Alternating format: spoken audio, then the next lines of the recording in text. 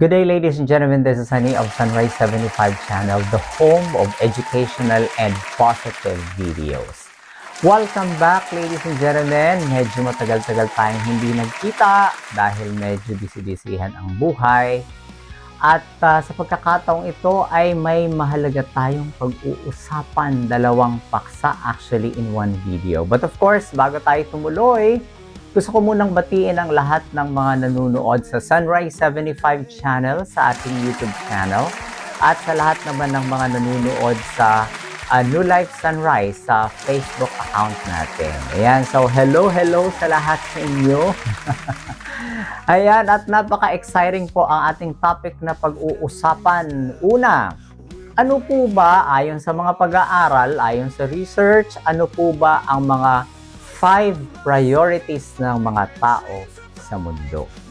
At ang pangalawang tanong, ano naman ang layunin ng Diyos para sa tao? So pag-uusapan natin, nagkakatugma ba ang dalawa or taliwas, malayo, no?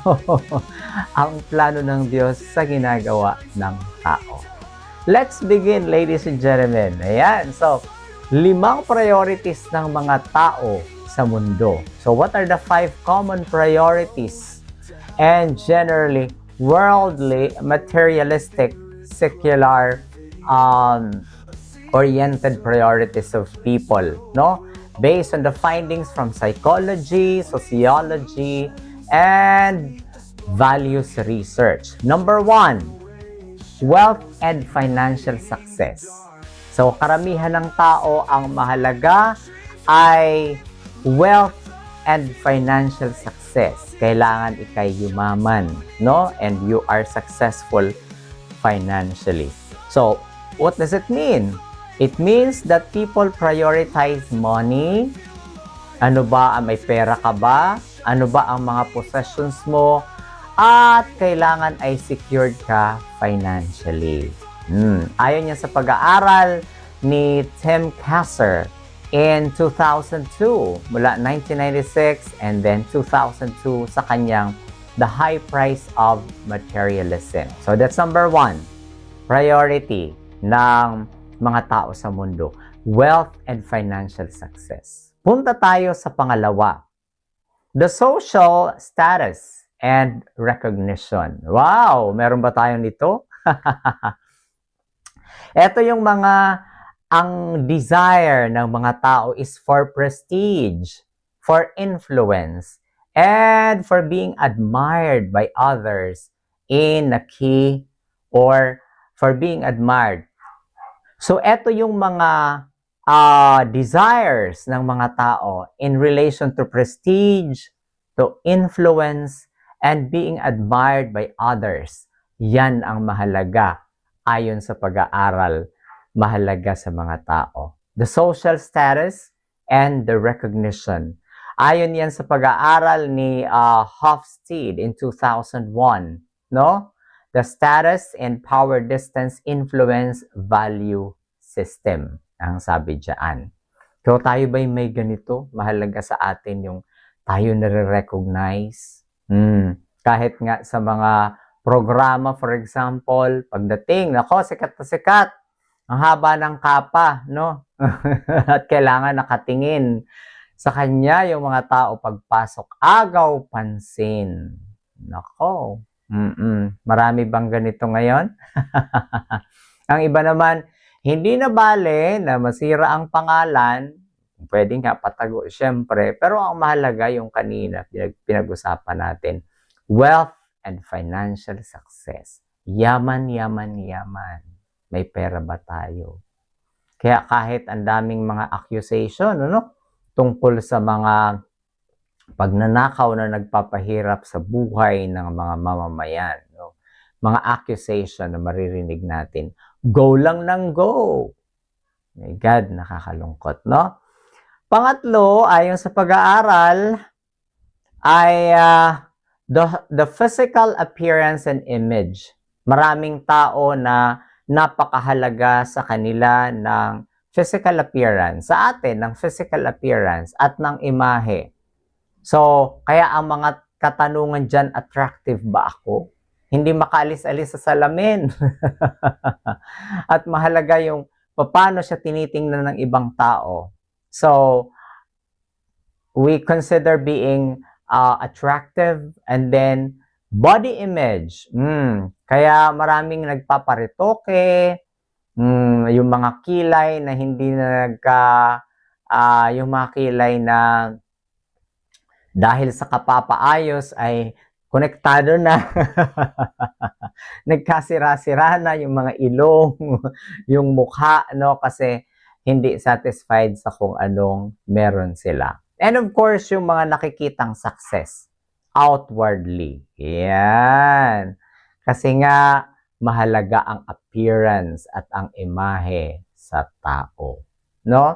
Ang tanong ba, ay natutuwa ba ang mga taong nakikita tayo na bonggang-bongga yung ating appearance? O, nakikita nyo kahit itong mga nakaraang graduation, pag ang mga magulang ay nakaporma ng mas maganda sa mga anak, ang daming mga reactions, mga inggitero-inggitera din.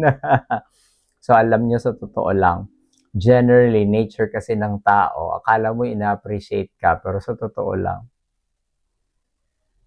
di sila natutuwa kapag medyo nalalagpasan mo sila, no? Kaya nga, mukhang kailangan nating mag-isip-isip, no? Sa ganitong mga bagay. So, that's number 3, the physical appearance. Number 4, pleasure and immediate gratification. Nako, napakarami po nito ngayon, no? So, ang mahalaga, ang preference dito ay enjoyment, entertainment, and instant gratification. O kanina, dun pala sa binanggit ko, ayon yan sa pag-aaral ni Twenge, JM in 2010, itong physical appearance and image. Ito namang pleasure and immediate gratification ay ayon kay Daniel Kahneman. Ayan ay 2011.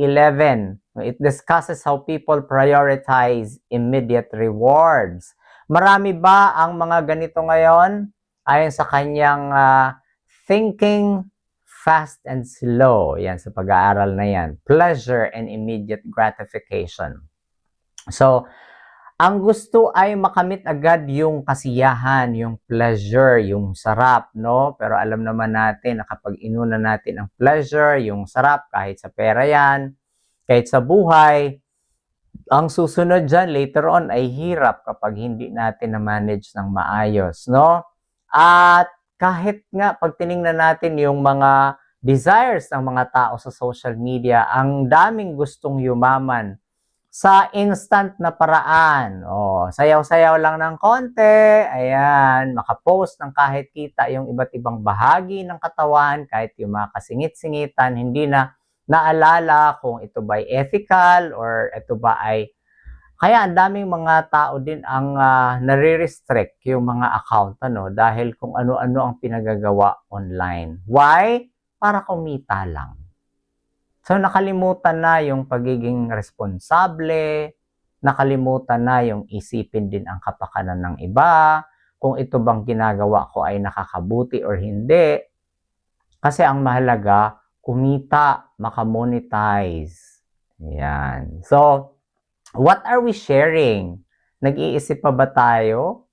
O ang mahalaga lang sa atin ay kita, aside from other things? Nakakalungkot. Ganito na ang mga nangyayari ngayon. And number 5, punta tayo sa number 5, ay personal achievement and success. What is this? Sabi dito, focus on career advancement. O, yan. And then competition and measurable accomplishments. Marami bang ganitong tao ngayon? Oo naman. Napakarami. As if nga, ang iba nakalimutan na kung ano talaga ang pinaka-purpose ng buhay. Kahit mag-away-away, basta sa karera ay mauna. Ayan. Marami. Marami. Competition, position, performance, and everything. At yung mga nami-measure ng tao, nakikita ng tao, na wow, accomplished ang taong ito. Doon tayo nakafocus. Ayon din yan sa pag-aaral. Of course, alam naman natin yan. Sa Maslow's hierarchy of needs, no? The higher needs include achievement and esteem. Yan. At gusto kasi ng tao na maging masaya siya, no? May mga priorities siya, may hierarchy of needs. So, yung pinakadoon sa mga matataas na bahagi ay yung achievement and about esteem, self-esteem, no? So, that's under theory of human motivation. So, balikan ko lang ng konti. Ano ba ang mga priorities ng tao sa mundo? Number 1, according to study, wealth and financial success. Kaya kahit mag-corrupt, mahirap ang buhay ng iba, go, go, go lang. Pero ang tanong, masaya ba? Number 2, social status and recognition. Yung mga pasikat lang talaga. Wala nang humbleness of heart. Importante ay kilala kami, ganito, ganyan, no? At nare-recognize kami, ang pamilya namin, ako. Number 3 ay ang physical appearance and image. Kaya kung retoke, at kailangan ng appearance, pero yan ba talaga ang mahalaga?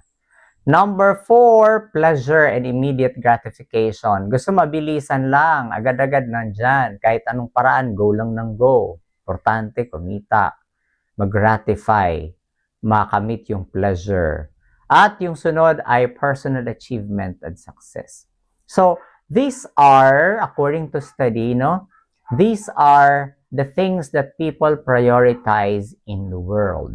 Hindi lang dati, even up until now. At kapag hindi nagbago ang tao, hindi na-realize ng tao at hindi nagbago ang kanyang values, ano ba ang mahalaga sa kanya, ang direksyon niya, ang clarity of purpose, ito ay hindi magbabago.